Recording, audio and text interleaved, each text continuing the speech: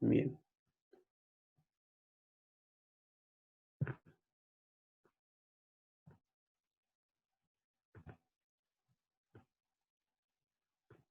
Ya.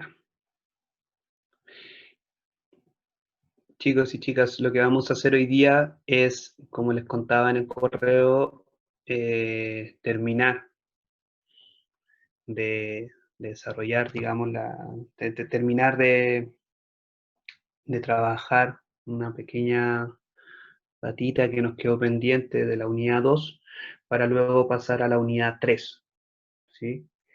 Eh, entonces, bueno, la semana pasada, y voy a hacer una mención, digamos, a lo que trabajamos la semana pasada para no ocuparnos tanto tiempo, la, pero sí para mantener cierto hilo. La semana pasada lo que hicimos fue revisar cómo, desde cierta disposición de Foucault a estudiar el poder, ¿no es cierto? Eh, Foucault comienza a identificar distintos mecanismos de poder moderno que, digamos, no se, que durante el desarrollo de la modernidad se comienzan a acoplar entre sí, ¿no es cierto? Entonces caracterizamos lo que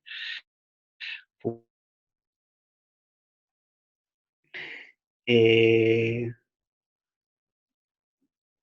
luego hablamos de que a propósito de la expansión demográfica, a propósito de la industrialización, cómo el poder soberano se le exige de alguna forma diseminarse por el cuerpo y pasa a ser un poder disciplinario o preponderantemente disciplinario, porque no estamos hablando de una sucesión, digamos, no es que el poder soberano haya terminado, sino que se empieza a acoplar con otros mecanismos como el poder disciplinario que en un principio se aplicaba a los cuerpos individuales, eh, gradualmente comienza a considerar las generalidades de la población, y es justamente a eso a lo que Foucault va a llamar biopolítica, cuando los procesos biológicos de la población en general comienzan a ser objetos de regulación, y es justamente en la biopolítica el pensamiento de la gubernamentalidad en Foucault, en cuanto a que con la biopolítica Foucault comienza nuevamente a recuperar el Estado como entidad en que no descansa única y exclusivamente el poder, pero sí como entidad que logra codificar, es decir, centralizar y coordinar las distintas instancias, los distintos saberes, las distintas prácticas de regulación. Entonces en el Estado de alguna forma se codifica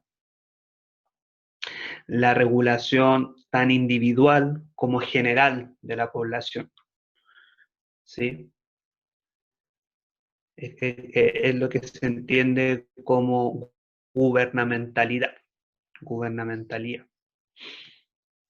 Eh, entonces, claro, si uno ve de manera general, digamos, el desarrollo del estudio del poder por parte de Foucault, Foucault se trata de desprender, como decíamos la semana pasada, en un inicio del Estado, yo diría, o del Estado, sí, en una concepción de poder,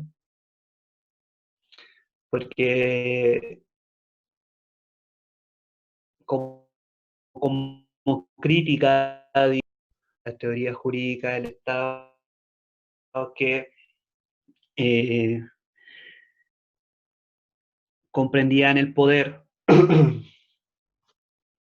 como centralizado única y exclusivamente en la entidad del Estado y que se aplica sobre un territorio mediante las leyes, etcétera, y claro, Foucault como que ya prevé en sus estudios, digamos, que el poder opera, obra, produce de manera distinta, de manera mucho más compleja, de manera mucho más heterogénea e íntegra al modo en cómo lo comprende la teoría jurídica del Estado. Entonces, por eso se dispone a estudiarlo de otra manera, pero sin embargo, como que al final de su estudio respecto al poder llega al Estado de nuevo, pero se da la vuelta larga, ¿sí? Se da la vuelta larga para dar cuenta cómo el Estado es esta, se podría decir, entidad en donde se codifica, se centraliza y se coordina, como hemos dicho, eh, la multiplicidad de racionalidad, de saberes y prácticas orientadas a regular a la población en general y al individuo en particular.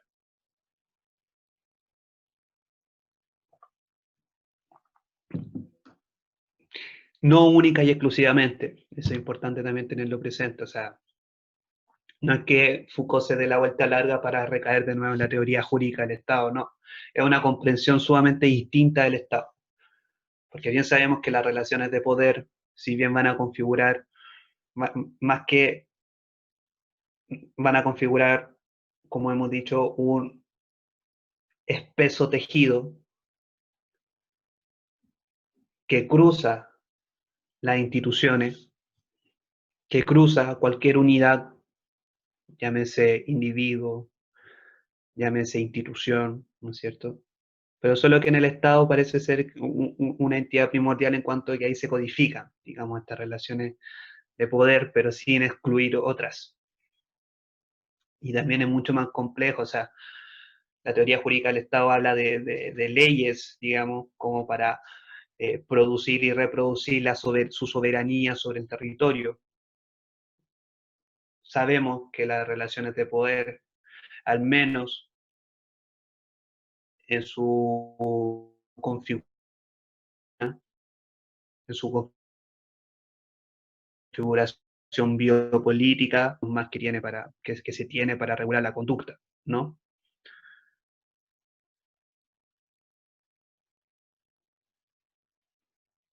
La ley participa de este entramado, pero no es la única forma de regular conducta, pensando en la norma, la norma que se empieza a estandarizar, acopladas con saberes, disciplinas, prácticas, ¿sí? Entonces es una concepción del poder y una concepción del Estado muy distinta. Bien, entonces acuérdense cuando hablamos del poder soberano, el poder disciplinario, biopolítica, gubernamentalidad, de mi obra de arte que quise también exponerle en la lámina.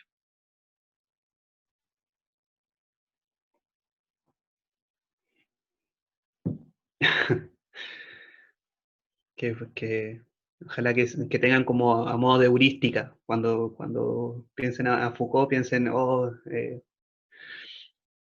el arte de- el arte que vimos en clase. Me refiero a este mono. Yo Claro, lo encontré muy bueno. ¿Cómo? sí, sí, me acuerdo. Ah, yo encuentro, bueno, lo voy a seguir un par de colores, así como salpicar colores para dar cuenta como de la multiplicidad. Ya, olvidémoslo. Bien, luego, una vez que trabajamos la idea de gubernamentalidad de Foucault, hablamos de una gubernamentalidad neoliberal. Cierto que ustedes lo van a tener muy presente en el texto de Sadel. Eh, una gubernamentalidad neoliberal en que el mercado, ¿sí? eh, comienza a configurarse como unidad central de sentido y en que la empresa, ya digamos, ya no tanto los saberes, bueno, quizás también uno puede considerarlo quizás se van como complementando entre sí, pero así como hablábamos del poder disciplinar, el psiquiátrico, la medicina, ¿no es cierto? Tenía como cierta preponderancia la normalización de los sujetos, ahora en la gubernamentalidad neoliberal se ha dicho que es la empresa, se puede decir la principal entidad normalizadora de la conducta, la principal entidad que regula a la población, tanto de manera general como particular. La empresa que ya no descansa, digamos, en su estructura, ¿no es cierto?, sino que se desborda, decíamos, en la cultura, se desborda en el cuerpo social, se esparce en el cuerpo social y comienza a regular, digamos, las conductas tan generales como particulares de la población mediante sus propios criterios, es decir, criterios de efectividad, de rendimiento, de competencia, de emprendimiento, capital humano, etc.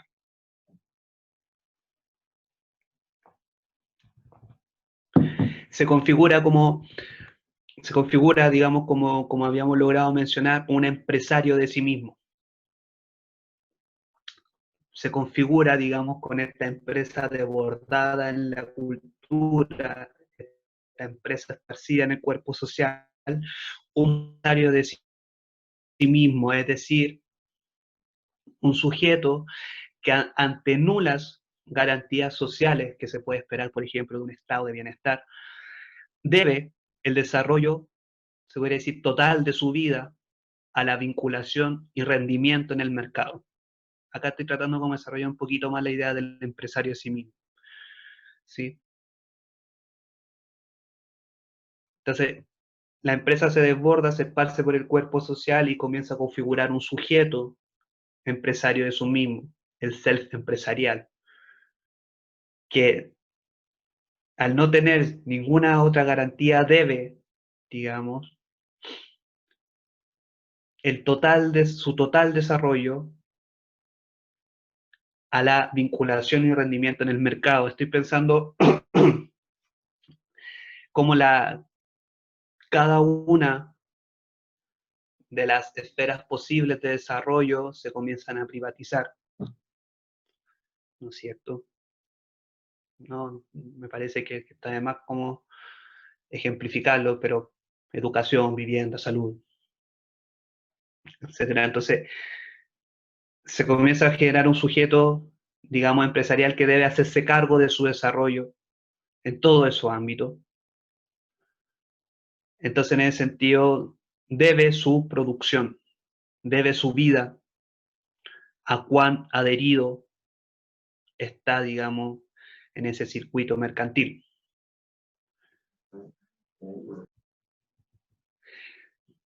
Y también esto va de la mano con lo último que trabajamos la semana pasada, esta regulación de la conducta, digamos, que configura al sujeto empresarial